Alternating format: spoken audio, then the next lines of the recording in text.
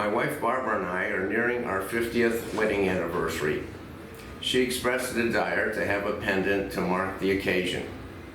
She discussed the features that she wanted to have, and it was my job to select the piece and then give it to her as a surprise on the day of our wedding.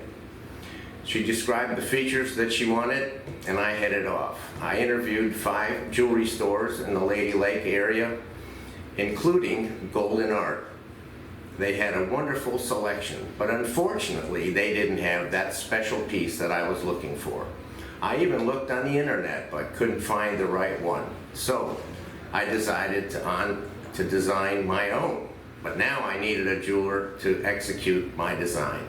So back again I went to the 5 jewelry stores and interviewed everyone with an attempt to find the right store that could turn my design into an excellent piece. Golden Art was clearly the top choice. They had the skill, the desire, and the patience, and the customer service to deal with me and my design. So next was a series of meetings with Jessica at Golden Art. She helped me finalize the design.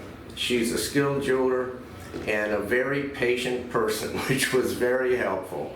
I want to thank her for her contribution. So, with the design finalized, off we went to execution.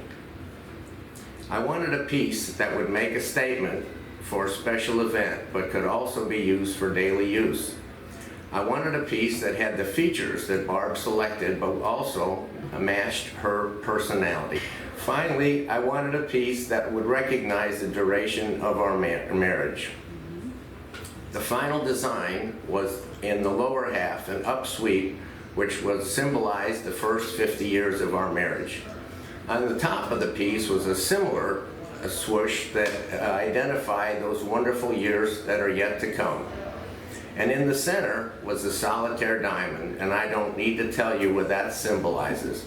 Barb is a one-of-a-kind person, and this is a one-of-a-kind piece that she will cherish forever.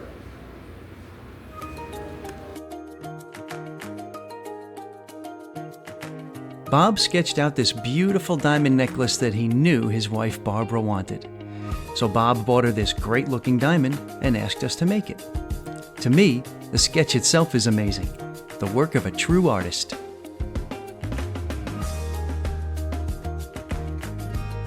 We make the pendant in wax and use the lost wax casting process. This means that when we're finished carving the wax, we'll surround it with plaster of Paris. After that hardens, we'll put it in an oven to burn out the wax. This leaves an empty cavity into which we'll pour liquefied gold and produce a replica of what we originally made. You'll see us pour the gold in just a minute.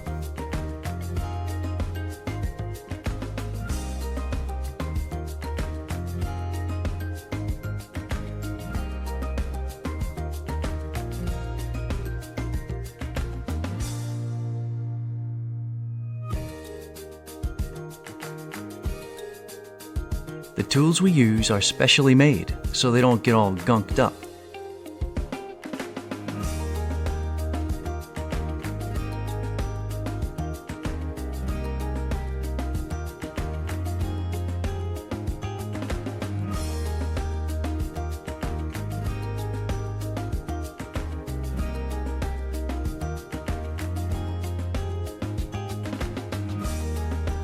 This tool cuts an opening the same size and shape as the diamond.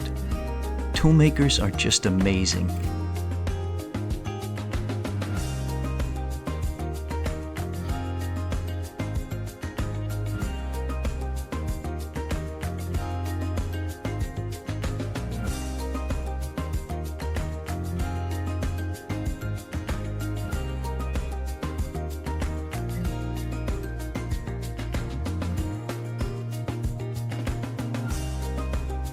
Here, we're heating the diamond ever so slightly so it stays in place. We don't usually set the diamond in the wax, but Bob wanted to approve the wax before casting and make sure it was exactly what Barbara wanted. Pouring the gold is a little dangerous. We hold a saw in one hand to prevent the gold from overshooting the plaster. Then, we grab the crucible, which is about 1700 degrees Fahrenheit, and pour the gold into the opening. This is what the raw casting looks like. It'll take hours and hours of work to make it look like a real piece of jewelry.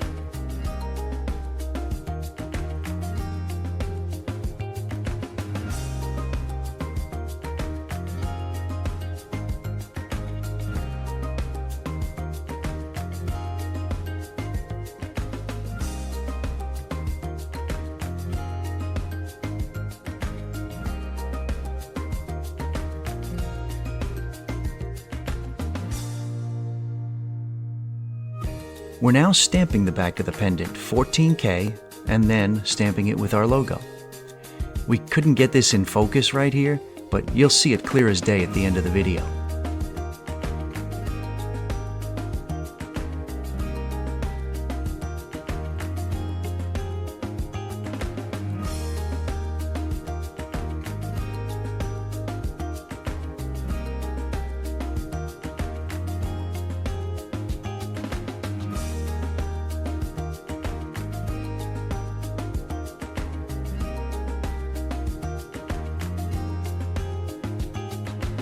This is our magnetic tumbler. Steel pins are pulled around and around at such high speeds that they actually polish every nook and cranny of the piece.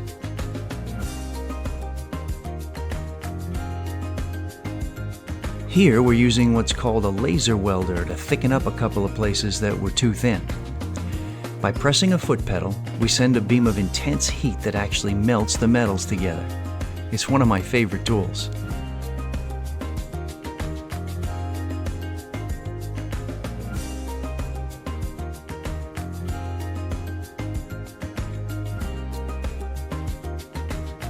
Bob and I felt that the finished piece turned out great. Hopefully, Barbara will feel the same way, and they'll live happily ever after.